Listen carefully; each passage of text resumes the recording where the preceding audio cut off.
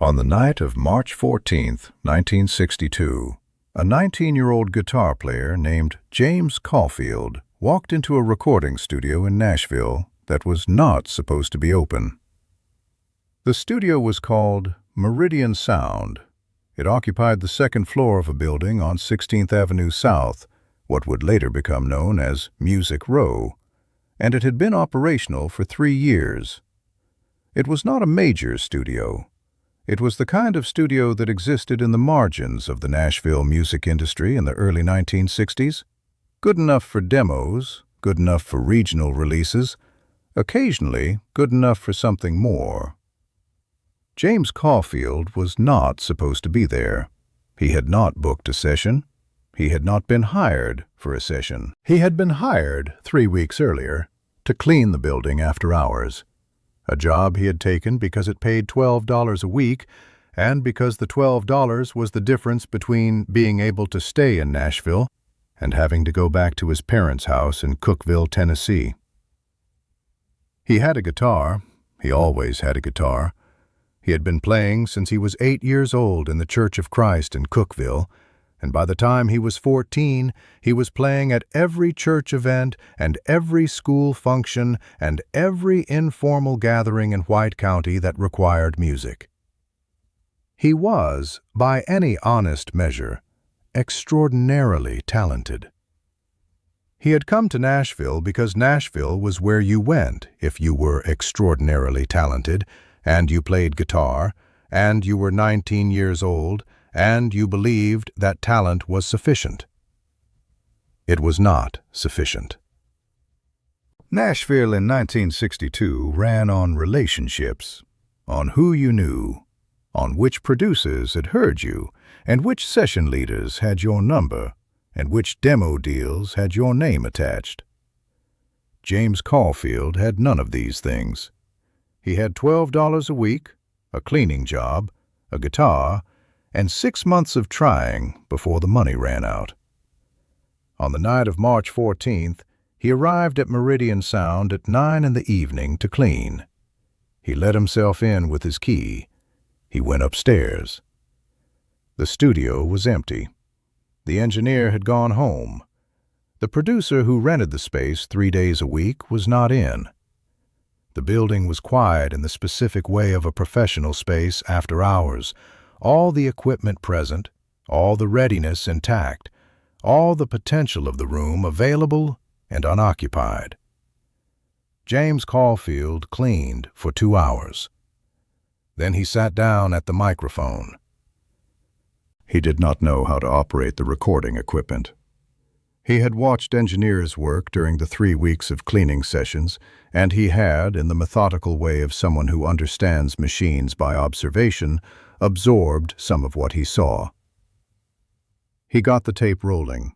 He was not certain it was rolling correctly. He did not know whether the levels were right or whether the microphone was positioned correctly or whether anything he was doing would produce a usable recording. He played anyway. He played for approximately 90 minutes. He played the songs he had been writing in the 6 months since arriving in Nashville. Not the commercial material he had been trying to pitch to publishers, the careful, calculated songs built on what he understood the market wanted. The other songs, the ones he wrote for himself. At night, in the room he rented in a boarding house on 17th Avenue. The songs that said the things he was actually thinking. About being 19 and invisible in a city full of music. About missing Cookeville and being ashamed of missing it. About the specific, complicated love for a girl named Ruth Hollis who he had left behind and who had stopped writing back after the 3rd month. He played all of them. Every song he had.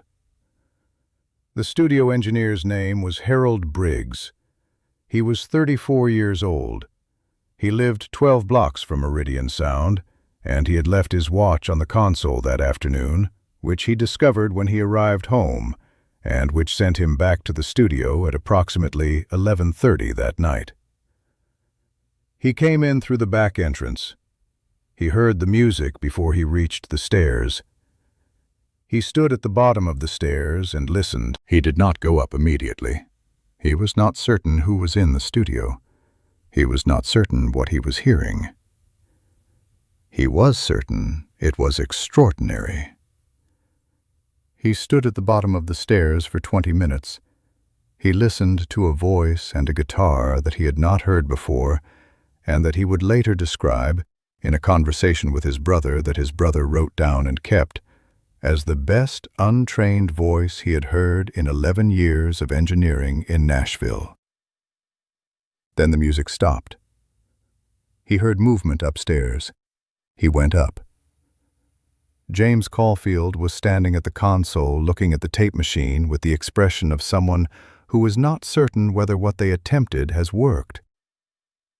Harold introduced himself. He said he had heard from the stairs. He said he had a question. "How long have you been playing?" Harold asked. James told him, "Since he was 8. Harold asked where he was from. James told him, "Cookville." Harold asked if he had a publishing deal, a management arrangement, anyone in Nashville who knew what he could do. James said no to all of it. Harold sat down. He looked at the tape machine. He looked at the console.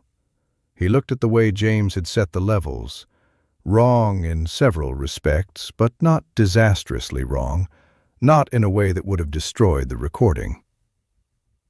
"You recorded all of that?" Harold said. James said he thought so. He wasn't sure. He said he didn't know if it had worked. Harold rewound the tape. He pressed play. He listened to the first 30 seconds. He stopped the tape. He looked at James Caulfield. "Come back tomorrow," Harold said. "I'm going to make some calls." James came back the next day. Harold had made 3 calls. The third call had reached a man named Denny Wheeler, who was a junior A&R representative at a small Nashville label called Cumberland Records. Not a significant label, not a label that would have been anyone's first choice, but a label that was actively looking for material, and that had, in Denny Wheeler, someone who trusted Harold Briggs's judgment. Denny Wheeler came to the studio at 2 in the afternoon. He listened to 40 minutes of the previous night's recording. He offered James Caulfield a recording contract that afternoon. Not a major contract, not the kind of deal that changes everything immediately. A small deal with a small label that gave James 6 months of recording time and a modest advance, and, more importantly, the professional legitimacy that Nashville required.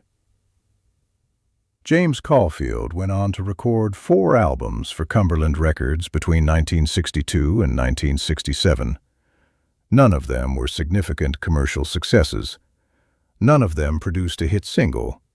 None of them made him famous in the way he had imagined when he boarded the bus from Cookville in September 1961. But they were heard by the right people at the right moments. In 1968, a producer named Art Garrison, who had worked with major Nashville acts across the previous decade, heard one of the Cumberland albums at a friend's house. He tracked down James Caulfield. He produced 2 sessions with him in 1969.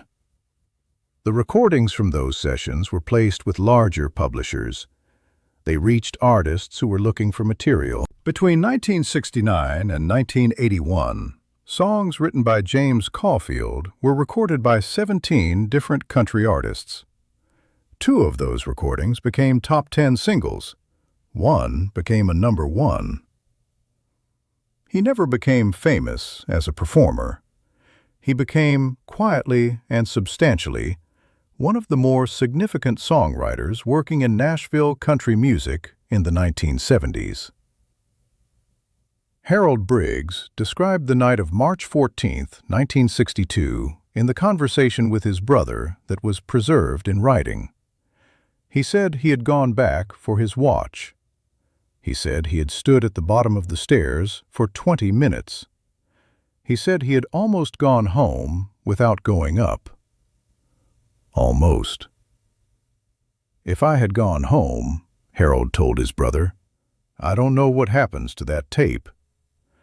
It sits in the machine until someone finds it, or it gets recorded over. Or it sits there until the studio closes and nobody ever hears it." His brother asked what was on it. Harold thought about it.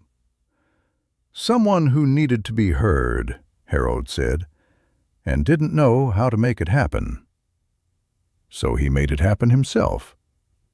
At 11 o'clock at night, in a studio he was supposed to be cleaning, with equipment he didn't know how to use.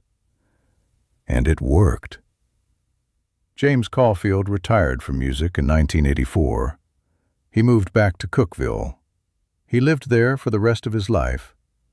He died in 2019. He was 76 years old. He gave one interview in his later years to a local Tennessee newspaper in 2011, in which he described coming to Nashville and the early years and the Cumberland Records deal and the songwriting career that had come from it. The interviewer asked when he had known Nashville was going to work. James was quiet for a moment. "The night I played in the empty studio," he said, "when there was nobody there to say yes or no.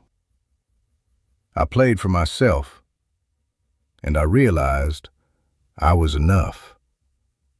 The rest was just getting someone else into the room." Harold Briggs went back for a watch. The watch is not significant. The going back is. 20 minutes at the bottom of the stairs, listening to someone who didn't know they were being heard.